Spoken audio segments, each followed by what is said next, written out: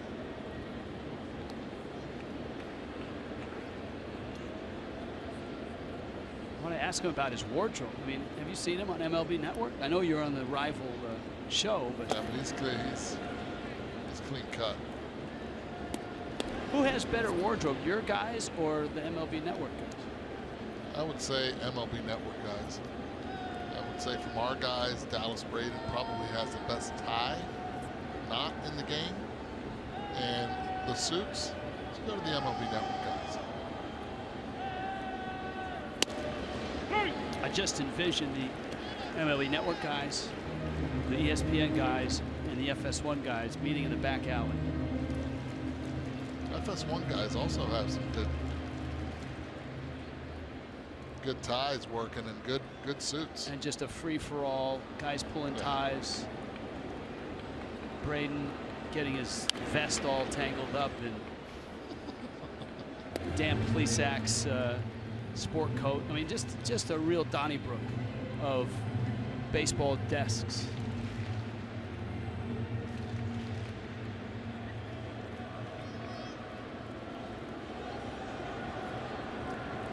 I think Greg Amsinger's, I think, a lot bigger than most.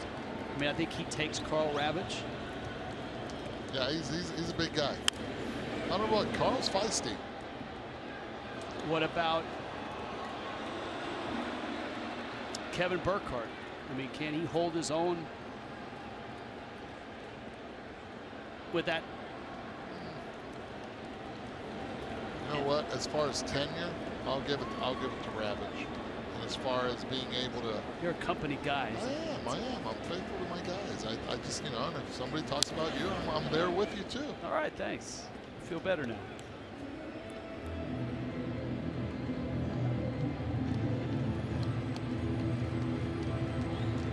Not going there. Want me to tell you a good story? Yeah, go ahead. All right. Help me out. With 2 strikes, I'll try to. Let's see after this pitch. If not, we'll go next inning. 2 strikes, 2 outs. We'll talk about it next inning. Tom Kohler has been splendid tonight. It's 2-0 Miami.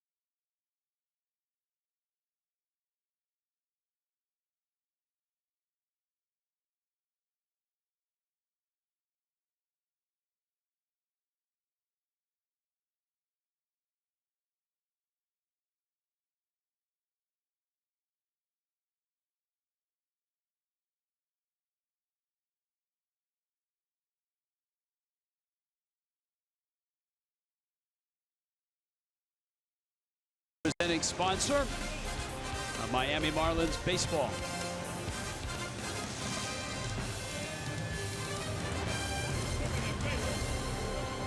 Two 2-0 Marlins on top. This is a Tom Kohler, Matt Moore start, and a rough start for Moore from the very outset, but he has been able to dial it in. Kohler seems to be dialed in ever since the 2 walks in the first inning. Top of the order, D. Gordon. Breaking ball, a strike. Or excuse me, it's in. It's 1-0. Moore has 6 strikeouts, 4 walks. Kohler has 5 strikeouts, 2 walks. This is the part of the game now the Marlins should try to add on. Top of the order, up 2. You can be aggressive on the bases. Third time around the lineup.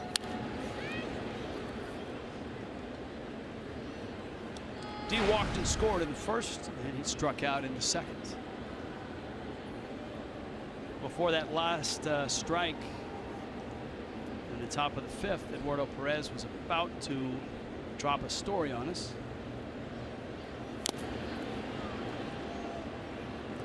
As we see the priest, and we were like, well, I'm not going there. Well, I said I will. In Baltimore, my aunt, Maddie, Yorkshire, she had told me and asked me years ago, she said, is there any way that you can leave tickets for a few friends of mine? I said, no problem. 4 tickets. Left them. I thought I had left them in the family section. Batting practice comes along, and here comes Maddie's friends. And they were 4 nuns. And when I saw them, as Catholic as I am, I said, please bless me. And they did. And I said, where are you sitting? And they said, we're sitting in left field. I said, what do you mean left field? That's not where the family section is. Lo and behold, Arthur Rhodes is pitching that game for the Orioles. First at bat, home run to left field. Third at bat of the game, another home run. It was my first 2 home run game in the major leagues. 2 nuns in left field. Never had them again over. And I was like, Maddie, I need to leave them tickets, and I will leave it in any left field possible. That was the last time they ever went to a game, but I was pumped up. So I was blessed in many ways than one. Thank you to my Tia Mati's friends for sitting out in left field. Unfortunately, that's where the tickets were. If not, I would have had 4 foul balls behind me that was in the family section. Snap throw over to first. Gordon dives back in. Well, the reason I wasn't going there because our discussion was about wardrobe. So. No, I changed the subject quickly. I learned that with my mom. Ooh, that's close. That's close. That might be reviewed by the Giants.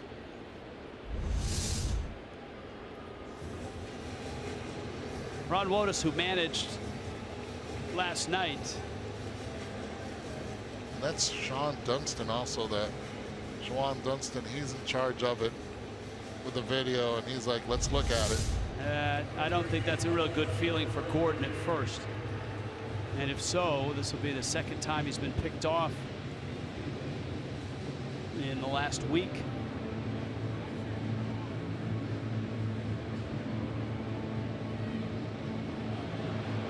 Well, he has that guard still on.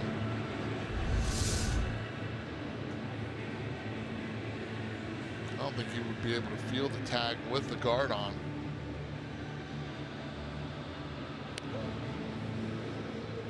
Either which way, I think it was a good challenge by the Giants. Everybody watching, Gordon's on his way back to the dugout. He just watched the review up on the HD monitor. Well, it's not a monitor, it's in a ginormous scoreboard, but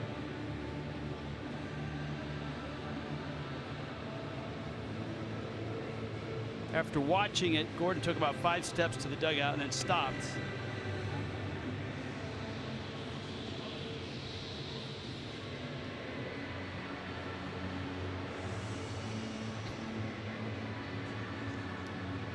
That slow motion high first shot was the one that we saw. It looks like it's the best look of all.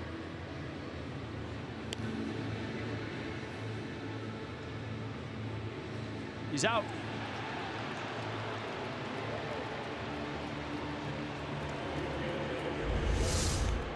Caught by the quick snap throw by Matt Moore.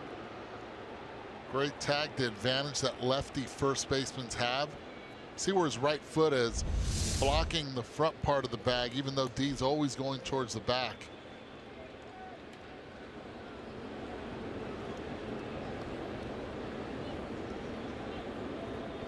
Here's Prado. He takes a breaking ball for a strike. It's a missed opportunity also. Certainly with that kind of speed, leadoff runner.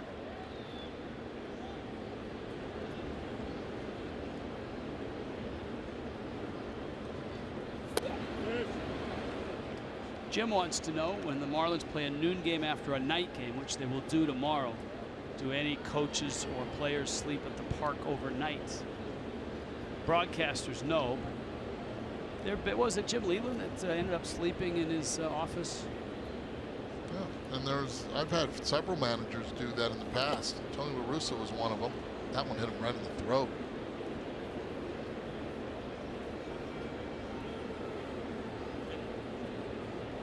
That's where was it Steve Yeager that designed the old Dodger catcher, the throat guard that you don't see a lot of it. Many masks have a bar that comes down. That's a very vulnerable spot, right in the Adam's apple neck area.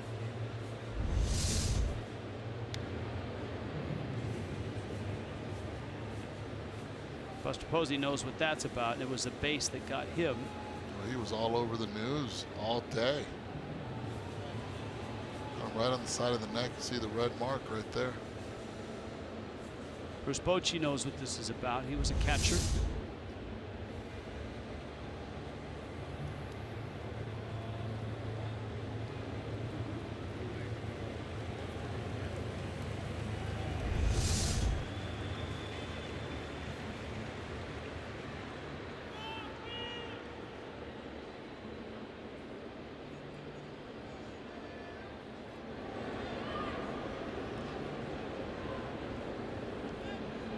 Two to Prado. Pops it shallow right. Joe Panik. 2 outs for Yelich.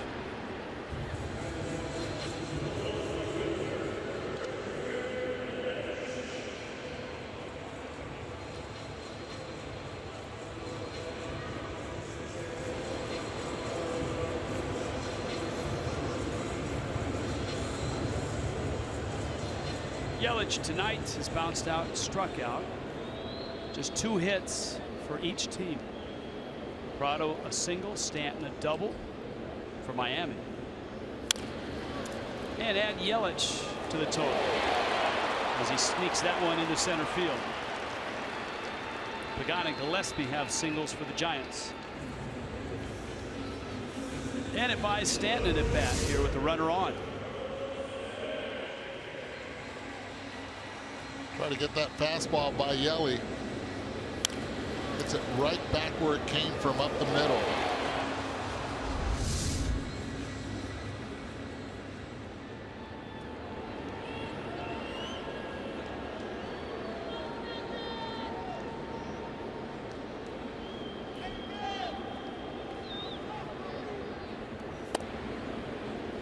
Stanton takes in. Giancarlo's double was notable because he did it with half a bat, sort of. On the swing, his bat snapped in half. He had no idea where the ball was. It ended up off the wall and left.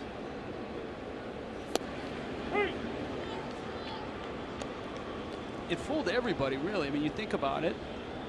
Pagan briefly had to figure out where that was going. Prado was at first at the time, and he only got as far as third because, I mean, nobody expected on a snapped bat that ended up beyond third base that a ball is going to go that far. And as well, it also looked like Pagan had a pretty good shot at catching, which he did.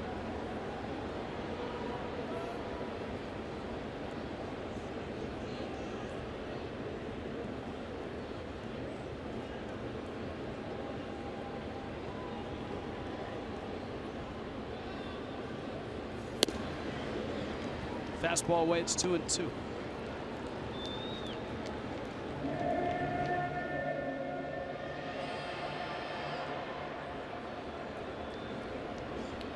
None of those 4 are home runs. Although Moore has given up 20 long balls this year. Good take by Stanton. Be surprised if he goes with the curveball down in the zone right now.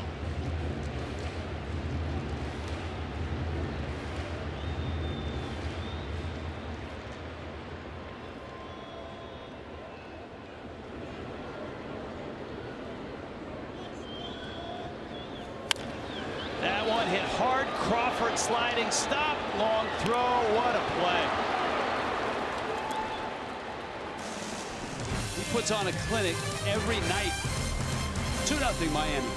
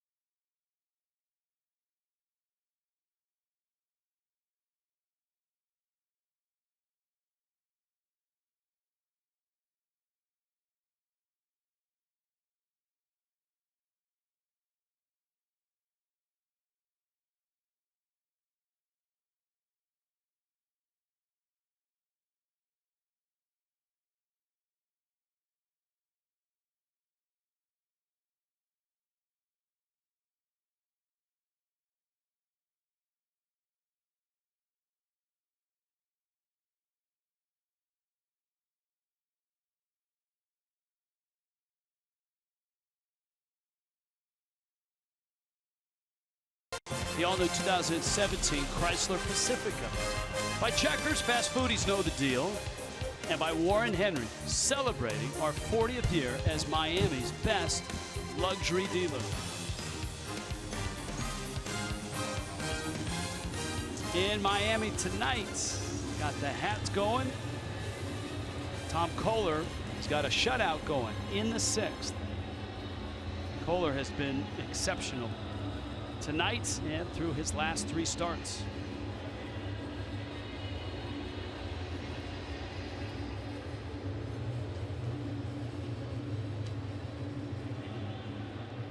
Angel Pagan, Brandon Belt, Brandon Crawford.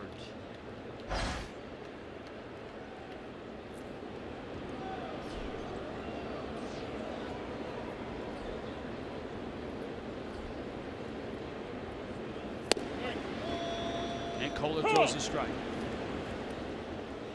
Eduardo Perez, you've seen Tom Kohler pitch throughout the season.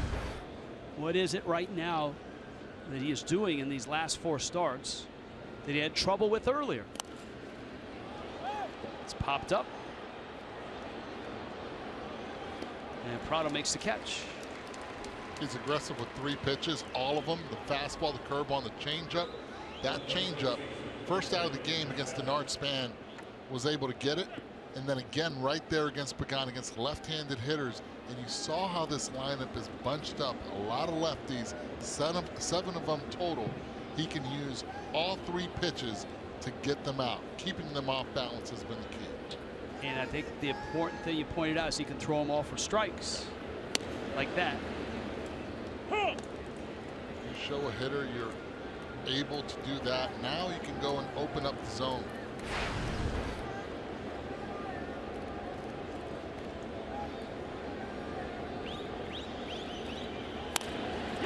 Bell rolls over on 1.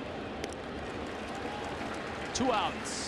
Let's check in with Jessica Blaylock. Jess? Hey, Rich, on Sunday after Ichiro got his 3,000th hit, we saw all of his teammates go out onto the field to celebrate with him. Christian Yelich told me, hey, that was a special moment, but the coolest part of the day for me was actually when we went back on defense and I got to play catch for a few minutes with Ichiro in the outfield. Yelich was thinking to himself, here I am, next to a guy that I grew up watching, next to a guy that I grew up idolizing, and I am playing with him after he got his 3,000th hit. What a cool moment for Christian Yelich. And that, thank you, Jessica. That was one of the things Ichiro said, both in his post-game press conference and yesterday, is that what brought him the most joy was the smiles on the faces and the congratulations from his teammates. The fact that his teammates got to share in the moment with him. and that they were genuinely excited and thrilled, just like Christian Yelich was.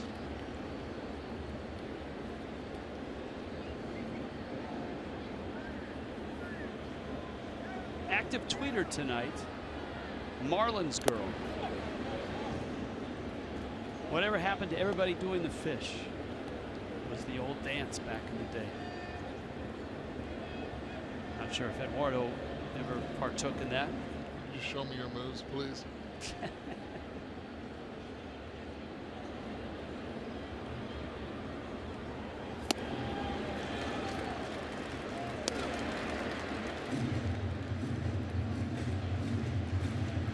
Two balls, two strikes. Kohler working on Brandon Crawford, who was 7 for 8 last night.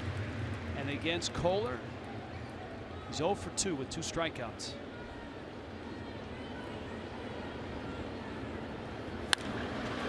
Barrels that up deep. Ozuna there, and he makes the catch.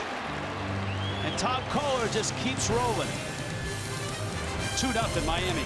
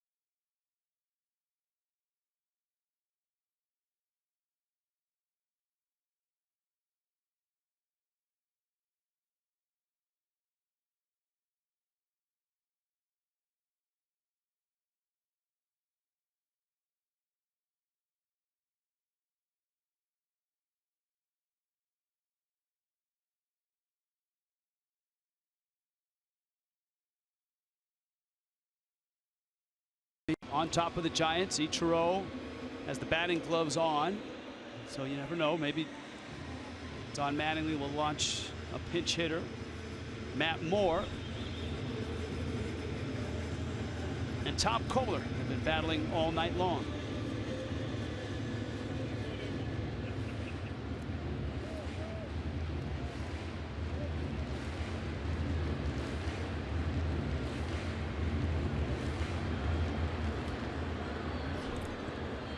There's Marcell Ozuna.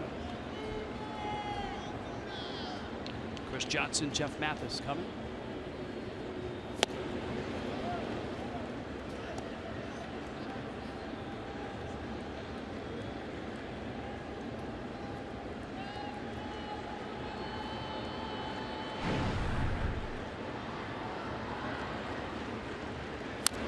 Breaking ball fouled. It's 0-2. Quicken Loans, Rocket Arms, Rocket Mortgage. Innings pitched, starters this season to the Giants from that rotation. Even with the addition of Moore, 687. Only the Nationals and the Blue Jays have more. Ozuna hits it hard in panic. You would figure more American League teams would have pitchers going deep into the games. One of the biggest reasons pitchers do not hit, so they go deeper into the games. Good scenery today with Matt Moore and Thomas Kohler on the mound.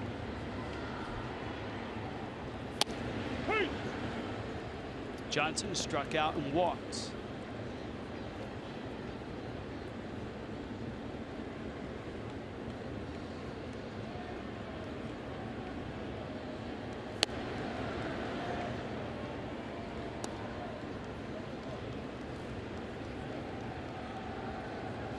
DeMick. Tweet from DeMick. Little fly ball right field. In comes Pence. I'm sorry, but how about you two sticking to the game? You sound like two college sophomores at a frat party. Sorry, Mick. Or DeMick. See, we read the emails, we read the Twitters. Once a week. We do it once a week. But Mick's got a point. If you want us to stick to the game, we can do that.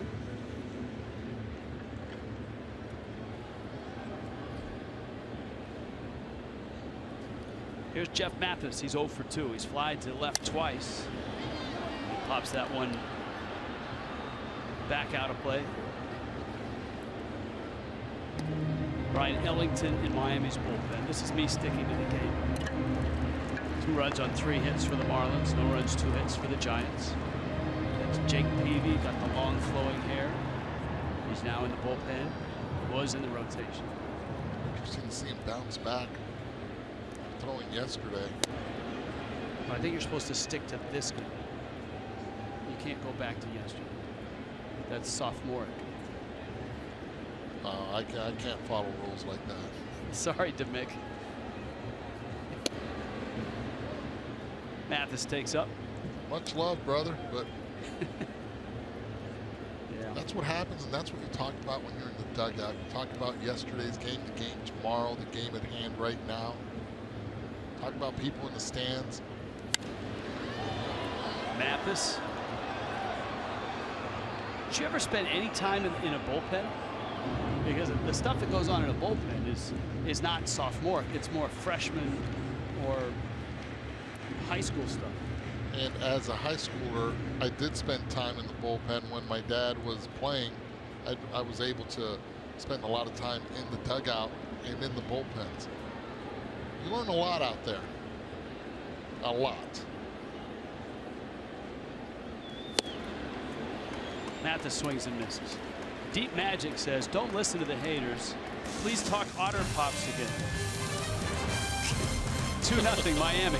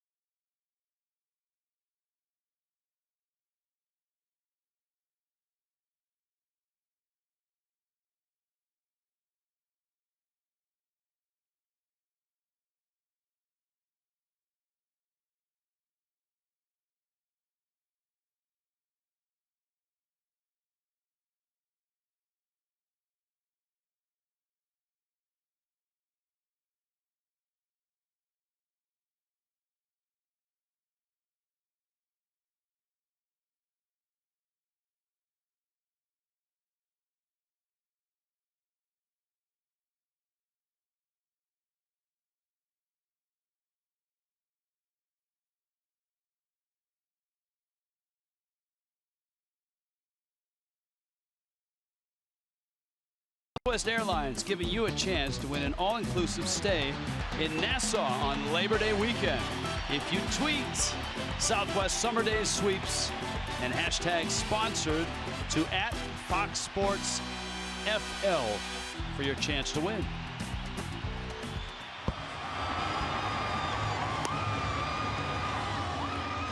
(2-0) Marlins.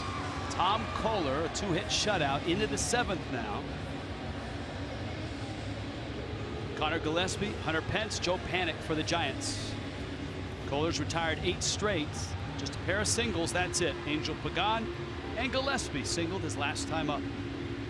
And the 2 walks that Kohler has issued were the 2nd and 3rd hitters he faced on the night. And after that, nothing. No walks, 5 strikeouts. And at 96 pitches, Kohler ventures not only into the 7th, but over 100. Said earlier in the game, he has to be able to dominate on the outer part of the zone with the fastball. He's been able to do that and then throw that slider on the inside part of the plate, keeping the left-handed hitters off balance.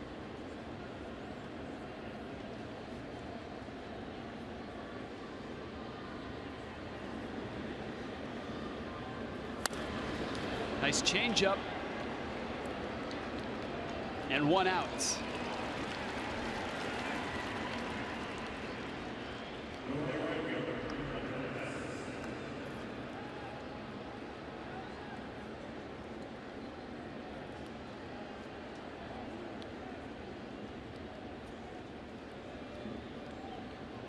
Max Scherzer lost his no-hitter, buddy. Francisco Lindor. That's a guy that I can't wait to see in Cleveland.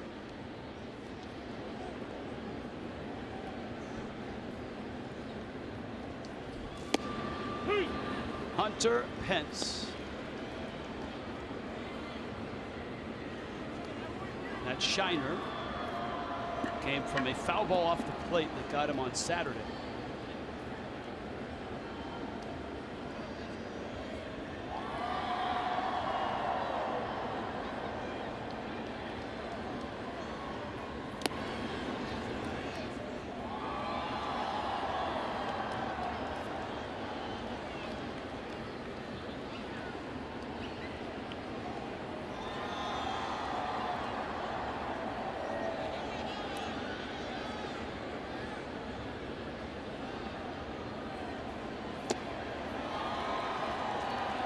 Two and one.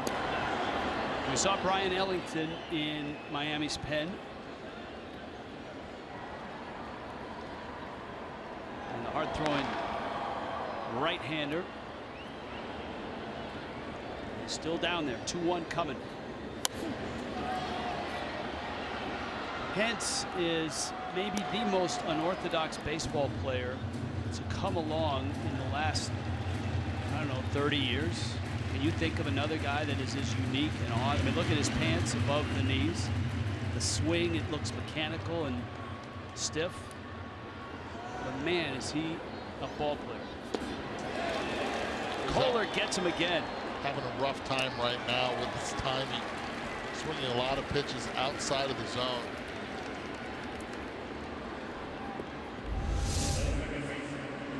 Heck of a ball player, though.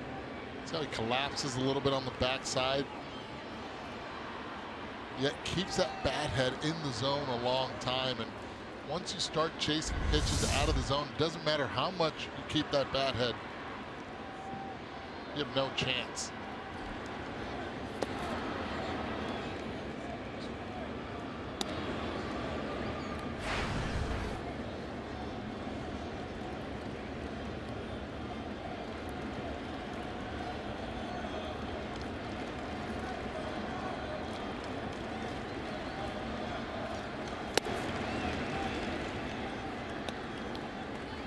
Kohler 2-0 to Panic, who was flied out twice.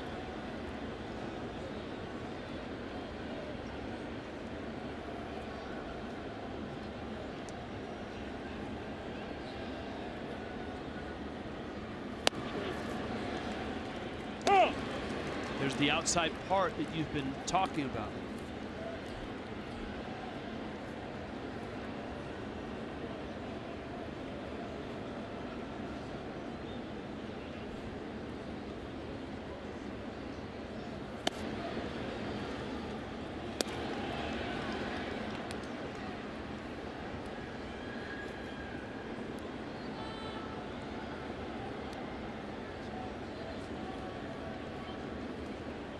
Trevor Brown on deck, right-handed hitter. This is the guy Tom Kohler wants. Joe Panic has to go after him, and you're up 2. They lost him. Trevor Brown comes up now. So a 2-out walk. The number 8 hitter comes up. Fox Sports is proud to team up with the Girls on the Run in their dedication to empowering young girls and instilling confidence through running. Registration's now open. Learn more about how you can get involved this fall. Visit foxsupports.com.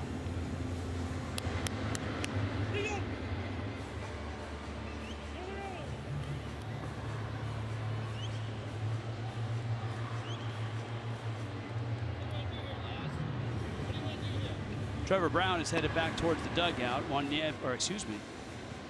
Mattingly is on his way to the mound. And he may be asking, are you all right? Kohler, look at all the bobbleheads on the mound. Yeah. This is Don Mattingly trusting Tom Kohler, especially after his last 3 outings, to get him through the 7th inning. 2 outs. He's deserved the right to go out and finish this inning. Wants to give him a little breather so he can focus on Trevor Brown.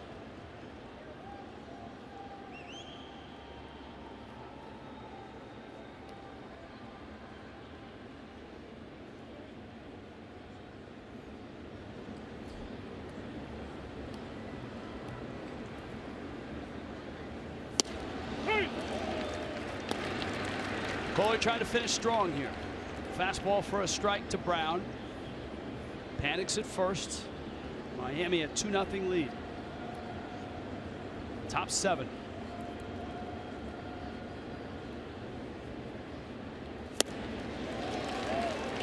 Oh, 0-2.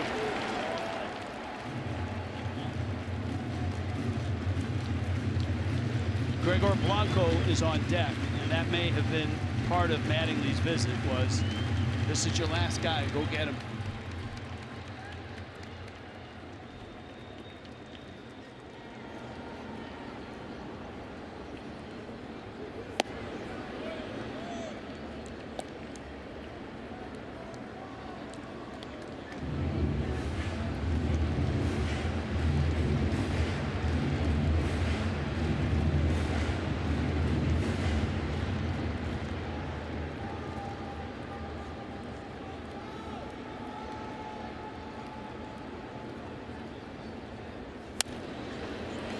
Pop up, Johnson, and Tom Kohler put 7 shutout innings up on the board. It's 2-0 Miami.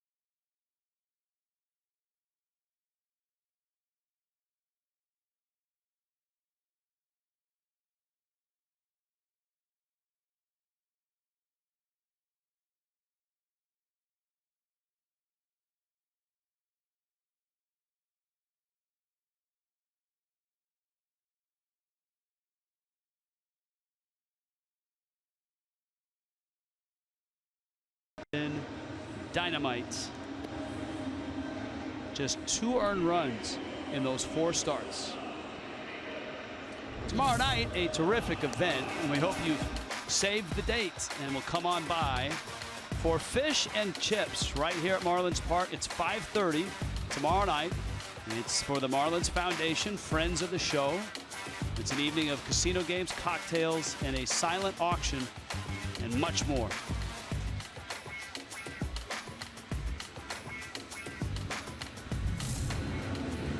Jake Peavy, who has been, I don't want to say banished to the bullpen, but sent to the bullpen. Really hadn't been there in his major league career, but I think one relief appearance with the White Sox. Pitched last night, pitched in the 6th, a scoreless inning against Miguel Rojas, who takes it outside.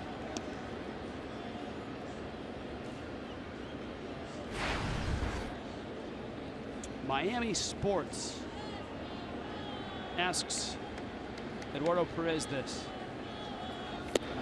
if you had to pick a 3-man rotation for a postseason for the Marlins, who would it be and in what order? I think the first one's a no-brainer. Jose Fernandez. Go with Andrew Cashner as number 2. And the man that was on the mound right now is our number 3, the way he has been throwing the ball.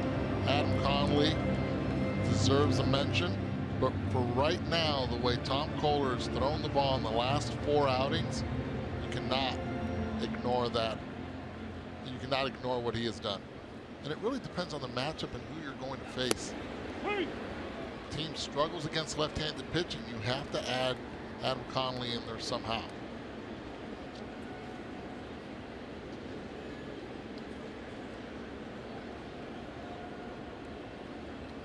I think it might depend, for me, it might depend on the opponent.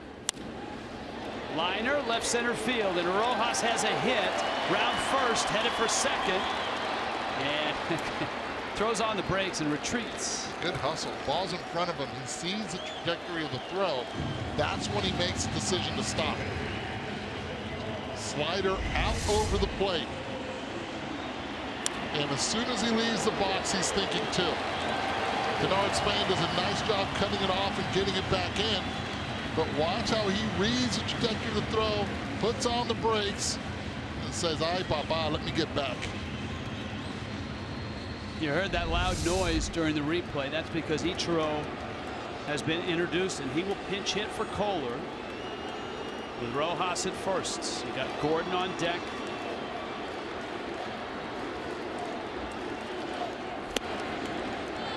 $3,000 hits already in the bank. Ichiro last night bounced to second in a pinch hitting appearance midway through the game.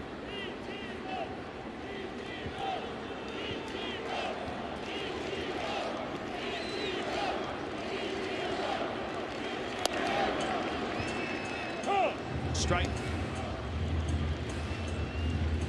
Same pitcher as yesterday, Jake Peavy facing Ichiro.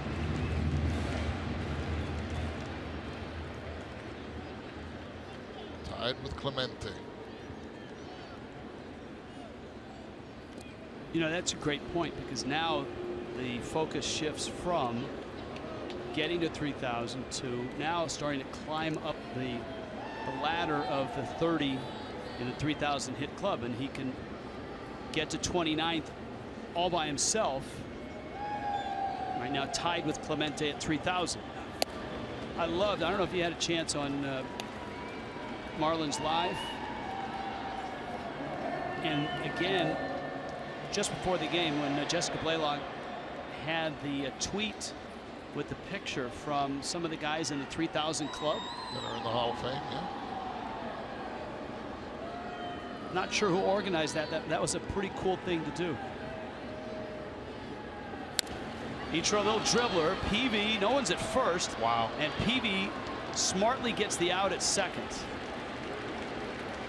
Goes back to his. That's athleticism right there, and that's what really has separated Jake Peavy. With all the good stuff he's had on the mound, with the Cy Young Award winner, watch how he's focusing on the lead runner. Squares himself off perfectly and throws a strike over to the other Gold Glover, Brandon Crawford, at short. Well, Peavy shared a Gold Glove, didn't he? Yeah.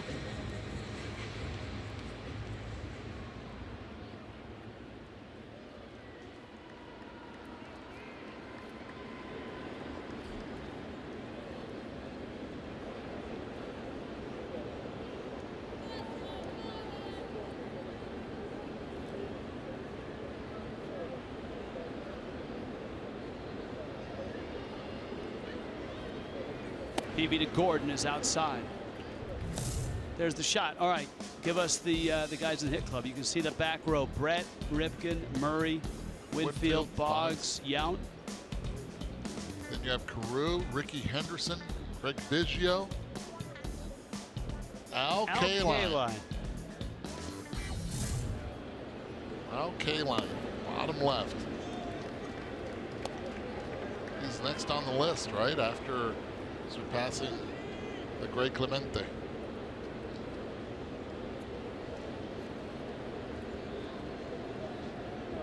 Kaline at 3007, Boggs 3010, Palmeiro 3020.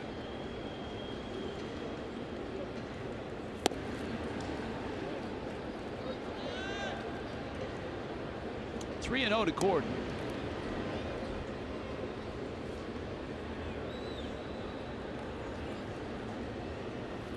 As the Marlins painfully found out last night, add-on runs so important. 5-1 lead wasn't enough, and D. Gordon walks.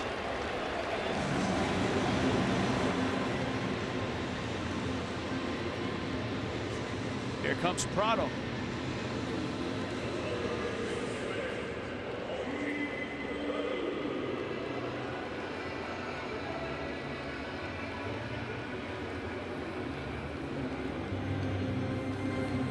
You have a lot of speed on the bases. You have a very good man at the plate that handles the bat very well.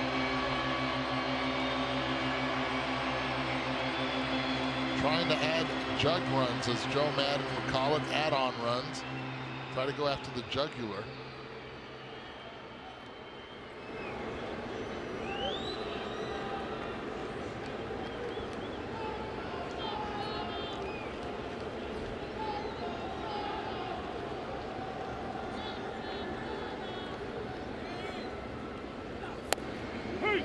Strike. Peavy shared that Gold Glove with Jeremy Hellickson back in 2012. Three-time All-Star. Guy who's made 377 starts, and this is just his 5th relief appearance.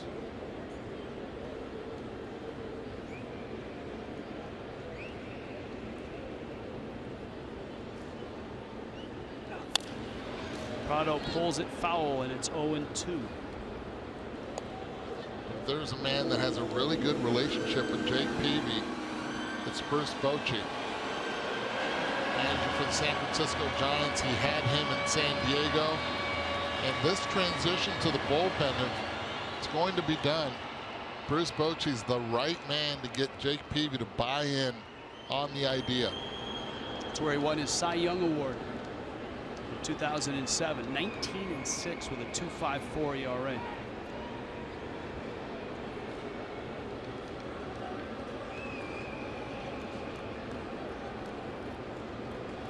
Ichiro chase back.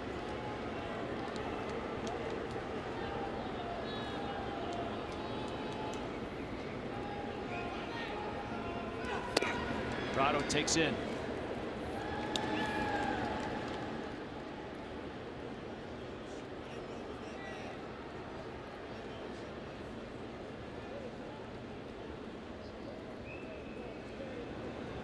Seven strikeouts, 5 walks, 2 runs for Matt Moore in his 6 innings.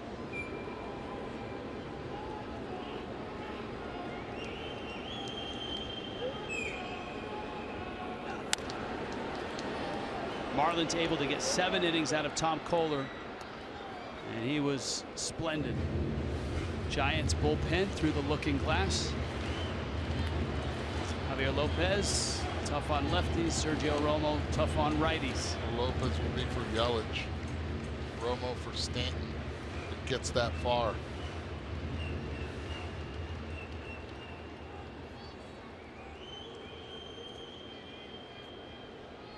Prado here battling Jake Peavy. Ichiro stretched out at second. D. Gordon, the trail runner.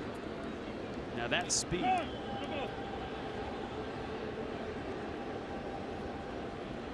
had a tweet earlier in the night wanting to know who was the fastest Marlin, Ichiro D. Gordon or JT Realmuto. I would put Gordon at the top of the team. Off the end of the bat, it floats out in the shallow center. It's caught there. Sliding catch by Joe Panik. And let's see if Lopez does come in to face Yelich. Here comes Bochy.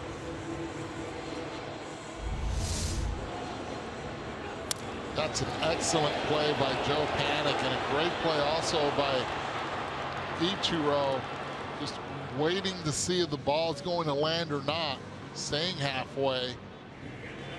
But outstretched arm of Joe Panik makes a wonderful play. Jake Peavy likes it. Now a West Kendall Toyota. Call to the bullpen. 2-0 Miami in the 7th.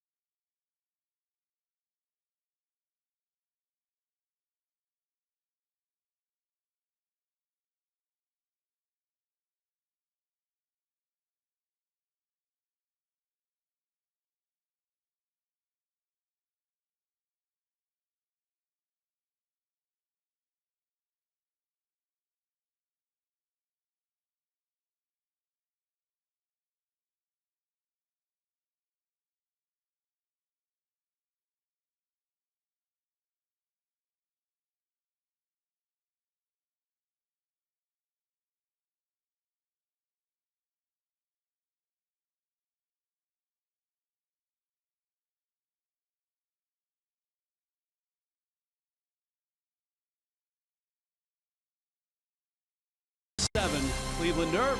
I mean, the game was so long last night that they closed the Clevelander. That I've not seen before. This ballpark has been open since 2012. Geico tonight, on this date in Major League history, or Marlins history. 5-4, Marlins beat the Giants. Mike Lowell, grand slam in the 8th. There were 5 grand slams that day.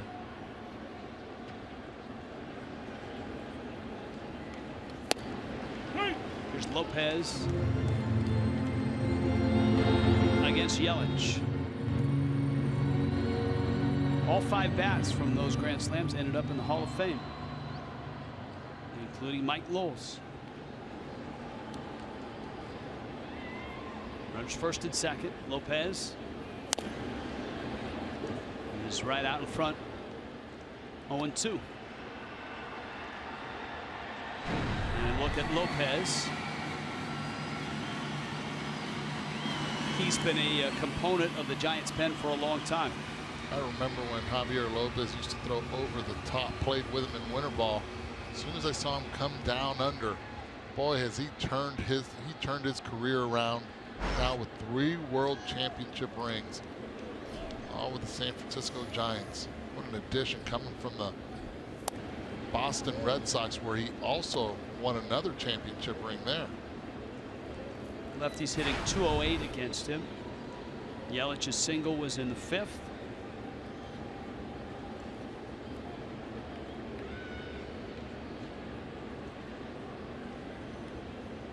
That was against another lefty, Matt Moore. Pulls it towards second. Panik gets the outs. The Giants' pen gets through the 7th. 2-0 Miami.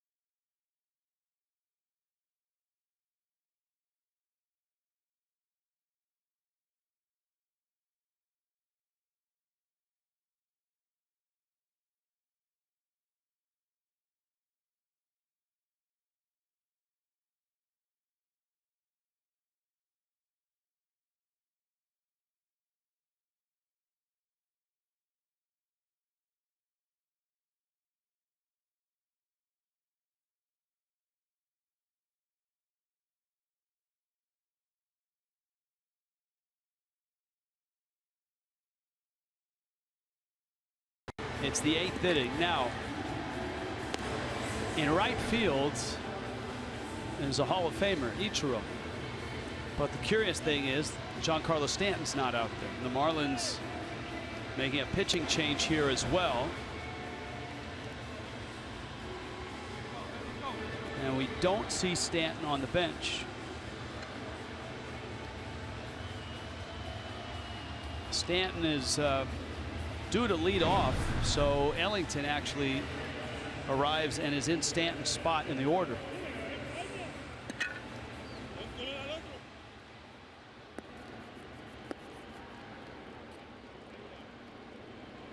As well, it's notable that it's the 8th inning and it's Ellington. Kyle Bearclaw worked last night and on Sunday. And so it's possible that Don Mattingly's trying to stay away from Bearclaw and give him a night.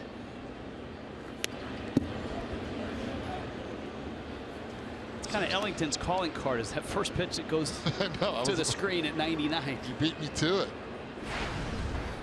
Not an easy task for Eduardo Nunez to come out of the bench and face Ellington with this high heat.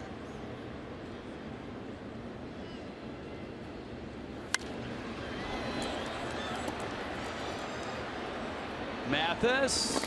Oh, wow. Look at all the stuff he had to wade through. There, I mean, look, there's a variety of weights and bats and donuts, pine tar. Look at all the stuff that's in the on-deck circle for the Giants. I mean, isn't there a limit? I mean, and look at the bat boy just piled it back up on that on-deck circle.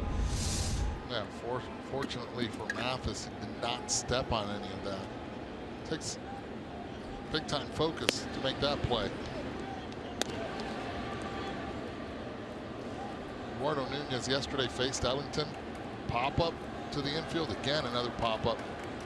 See all the stuff. How many? 1, 2, 3.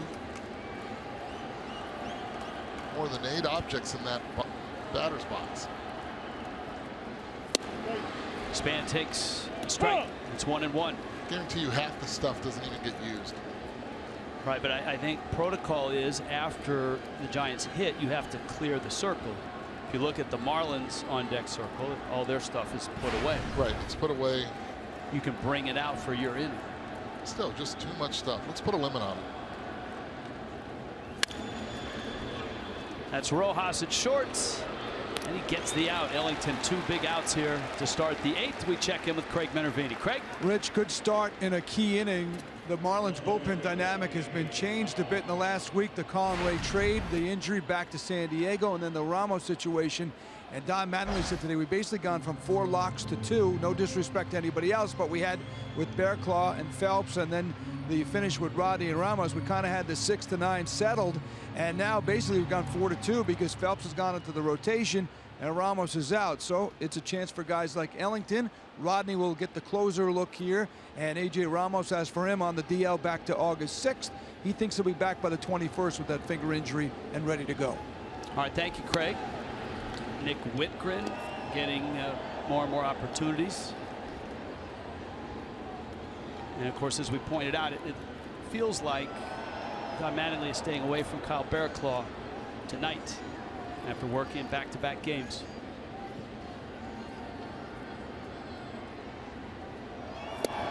And if you go further, Bearclaw 3 of the last 4 games. These are opportunities that Ellington and the rest of the crew, Nick Whitgren, can take advantage of.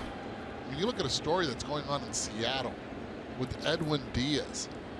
Came in now as the closer of that team, has stabilized 30 innings pitched so far. Edwin Diaz, 56 strikeouts. That just tells you the impact of a young pitcher coming in, throwing cheese with action, and being able to execute pitches. Marlins have that in the pen. They have the ability to do that. This is a major part of it.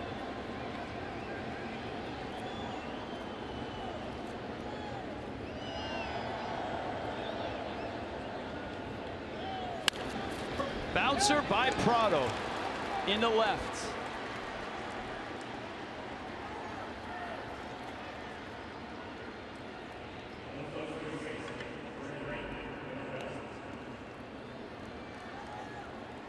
Angel Pagan with a 2-out single, and here is Brandon Belt. Giants bring the tying run to the plate. Belt has 13 homers and 30 doubles.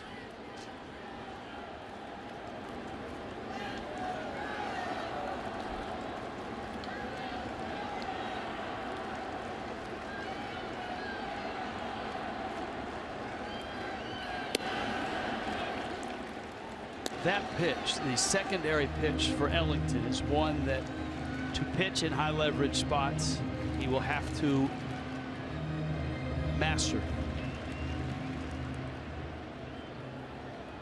or at least make it usable.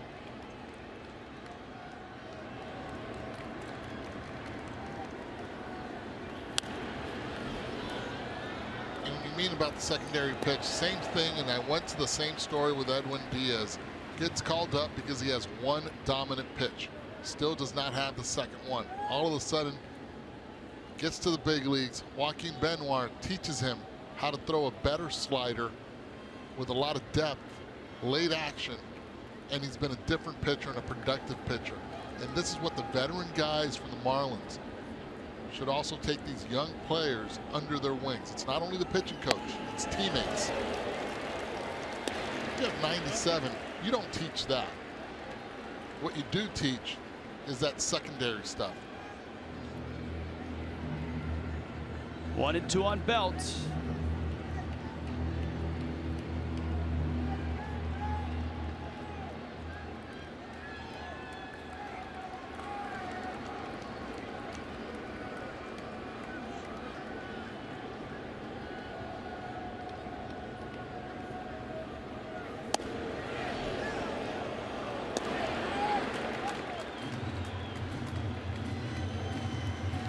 You throw 97, 98, 100.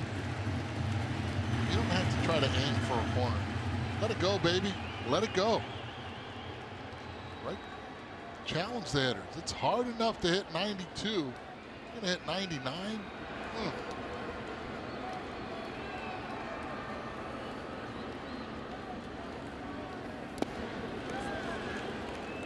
Count full 3-2.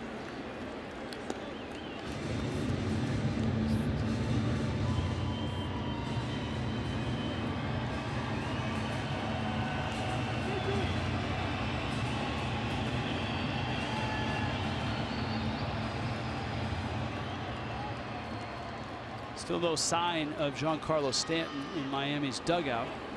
Ichiro's in right.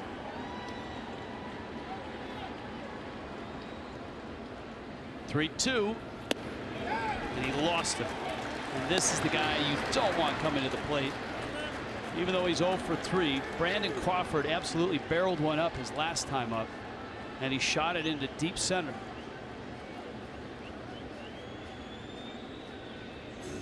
Psychologically, there's no better feeling as a hitter to all of a sudden see half the infield and the catcher run up to the pen while you're coming up.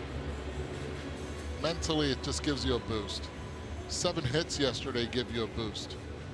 What doesn't is that man on the mound bringing it.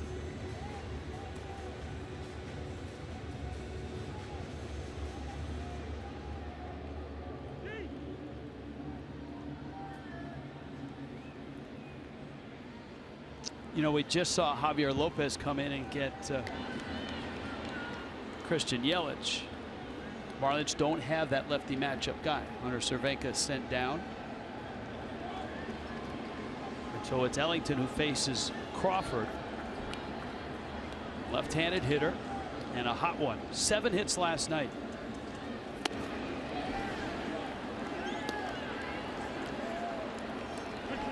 And it's 1-0.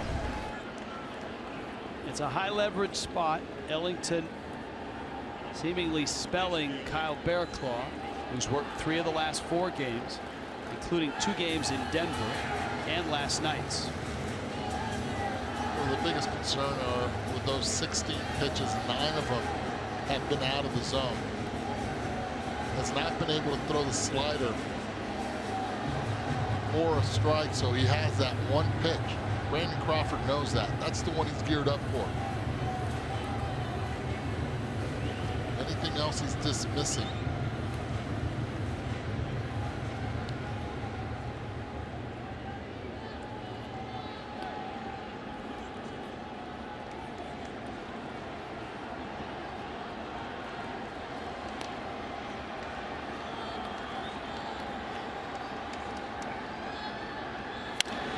Fastball looped left center. Yelich is there, and he makes the catch, and Ellington gets through the 8th.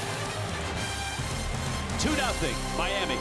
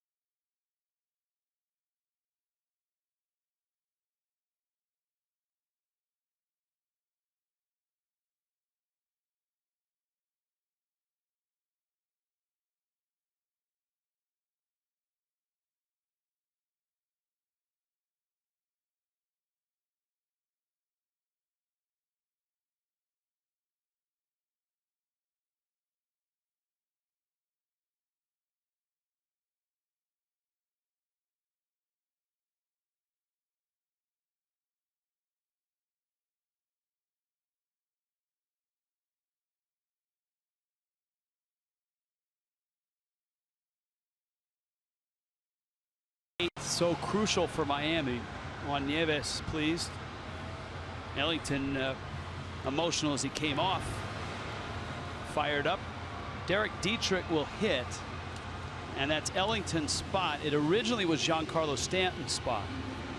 Now Ichiro pinch hit in the bottom of the 7th, but he stayed in the ball game in right field.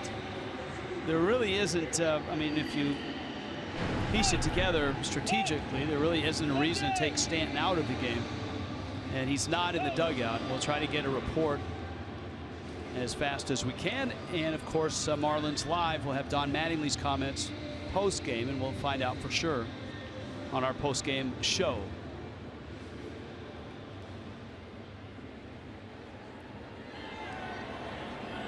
Eduardo Nunez ends up at short.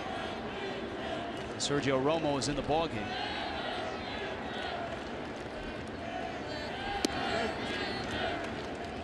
Dietrich takes strike 1.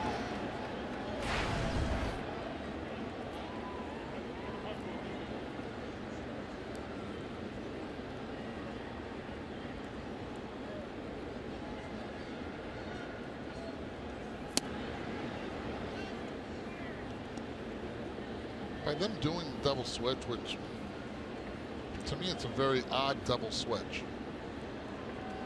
Bringing in the pitcher, leaving Eduardo Nunez, and taking out Brandon Crawford, just in case they, because the pitcher's not coming up anytime soon. Just tells me maybe Buster Posey not available at all today. You only have one more guy. You have 2 guys left on the bench, Gregor Blanco and Buster Posey for the Giants, and also Adrianza. But you're right, you subtract Posey from that list, and in a tight game, and we saw it firsthand last night. Both managers did. Well, actually, to be truthful, Bruce Bochy was in the hospital resting comfortably. I don't know if he was resting comfortably. He was watching our feed yesterday. University of Miami Health Center. He's a Florida State guy, right? Yeah, he actually did go there. You're right. Not a lot of people know that.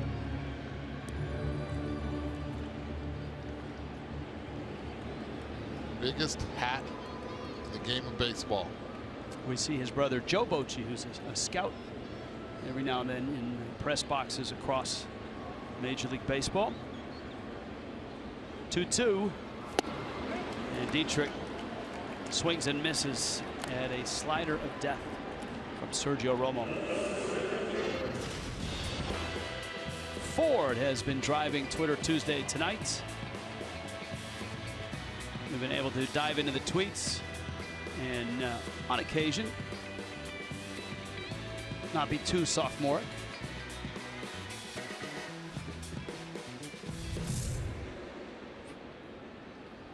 So when you get home tonight and your wife asks you how'd it go, you could say we were sophomoric. We were sophomoric, huh?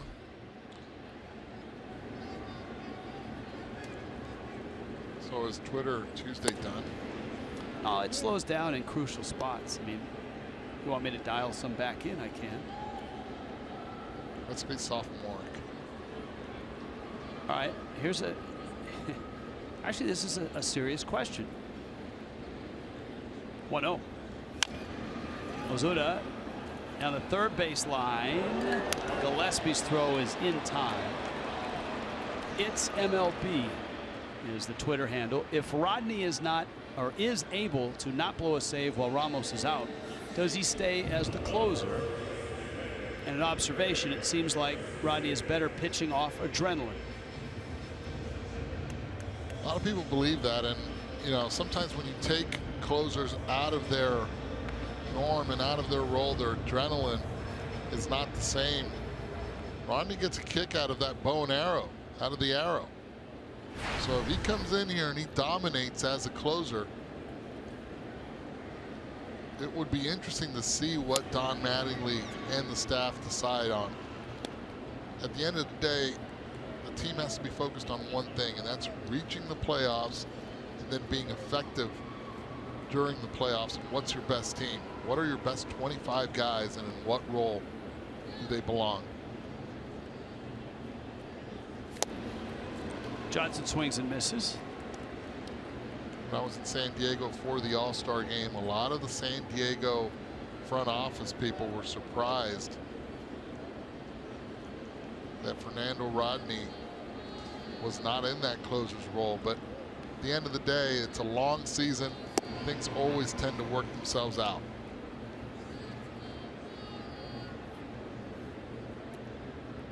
Ramos has done a phenomenal job in the closer spot here for the Marlins also. It's a great luxury to have if you're a Marlin.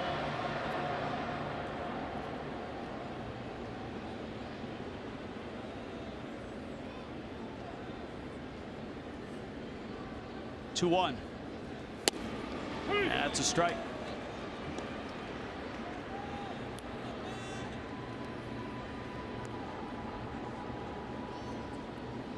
We got a pat on the back from Demick, who said, ever so much better. When on point, you guys are hard to beat. Right there with Kiner and Nelson. Thanks, Demick.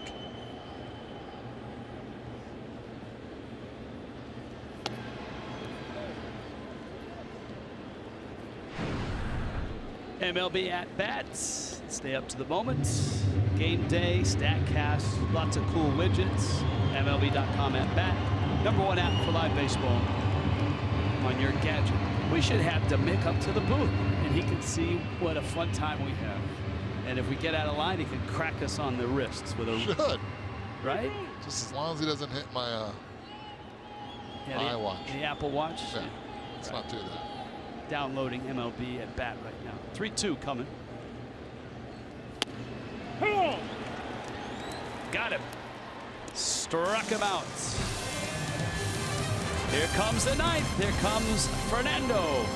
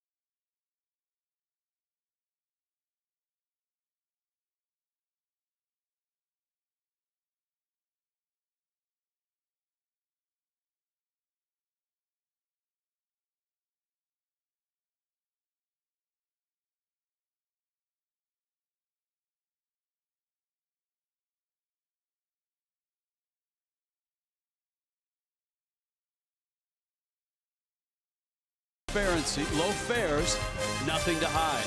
By the all-new 2017 Chrysler Pacifica and by your South Florida Honda dealers.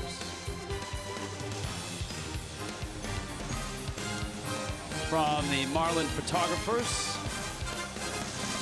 shots from tonight's game. You notice Giancarlo Stanton is in a lot of those shots. Stanton has left the game and is not in the dugout. We will get you an update on Marlins Live, which is coming up immediately following this ball game. Rich Waltz, along with Eduardo Perez. Welcome to the broadcast booth. Fernando Rodney now coming out. In case you missed it, AJ Ramos on the disabled list today. Rodney's the ninth inning guy right now, and it seems like a shot of adrenaline has done him good. I believe so, and just watch his changeup. I think that's the key pitch to his entire arsenal. Good fastball, but at the end of the day, he has to be able to be aggressive with it, throw it for strikes, and try to get the lefties to chase the changeup. Said earlier, the Marlins have been a resilient bunch, and imperative that they get this ball game after what happened last night. It is. It's very, very important. Short-term memory. Don Mattingly said it from the get-go. That's one important element for this team. We saw they rebounded in Colorado. They're doing it again tonight. Miguel Rojas at first base. Danny Echeverria's in. He's at short. And Rodney goes to work. Connor Gillespie, Hunter Pence, Joe Panik for the Giants.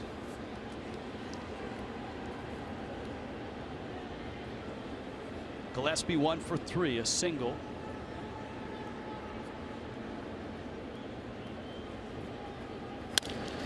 Bouncer, backhanded. Gordon bobbles, throws late. And the Giants have a base runner here in the ninth. Not an easy play, but a play that Gordon will tell you he should have made. It hits right off his heel, then picks it up with his glove, can't handle it, ends up getting an error for that. And you're right, you ask him, he'll tell you should have had it. Hunter Pence is 0 for 3. Well, that does bring the tying run to the plate.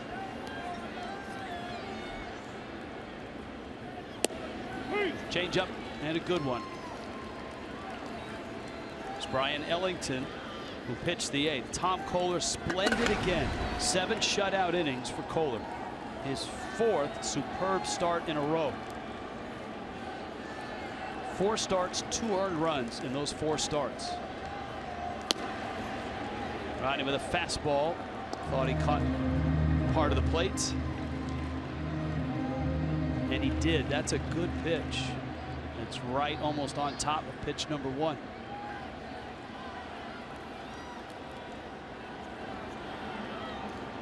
Pence 1 for 10 in the series. That one catches the plate. Almost the same pitch. It I'd is. say right on top. It's 3 pitches in a row. The first was a changeup and then 2 fastballs. Just locked in. That's where you want to pitch Hunter Pence. Anything down, low ball hitter. Unless it's way down like that. That's really low. And it's been a rough ride for Pence. And not only tonight, it's been yesterday also. Same way, struggling pitches out of the zone. And this is why Fernando Rodney's filthy. That first pitch was that changeup up in the zone, throwing it for a strike. As a hitter, you can't hit both. Pick your poison with one. If he has control of it, then he makes you chase like that. That's what happens. Take a turn right into the dugout. 4 strikeouts yesterday for Pence. Guess who's on deck, fellas? Buster Posey. Buster's back.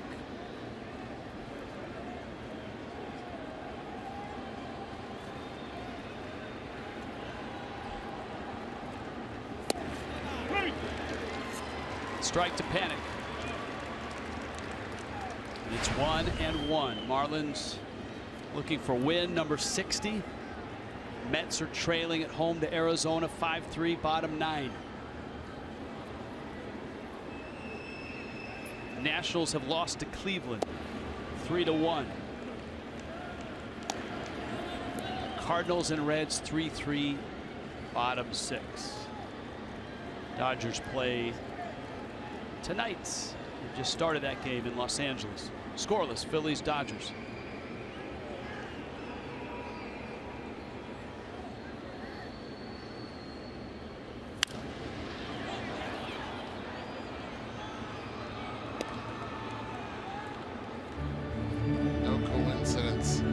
Why Bruce Bochy has been so good. Talked about that double switch earlier. The entire time he's thinking about Buster Posey. How does he give him an at-bat, an important at-bat, with a runner and scoring just on base? This is how he's doing it. You have a runner at first base, Buster Posey on deck, giving him an opportunity to tie the game if necessary. Or Echeverria got one, got two, ball game.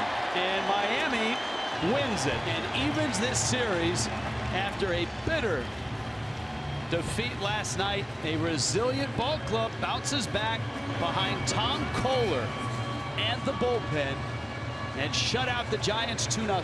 Guess who just got his mojo back? 9th inning, Fernando Rodney making it look easy.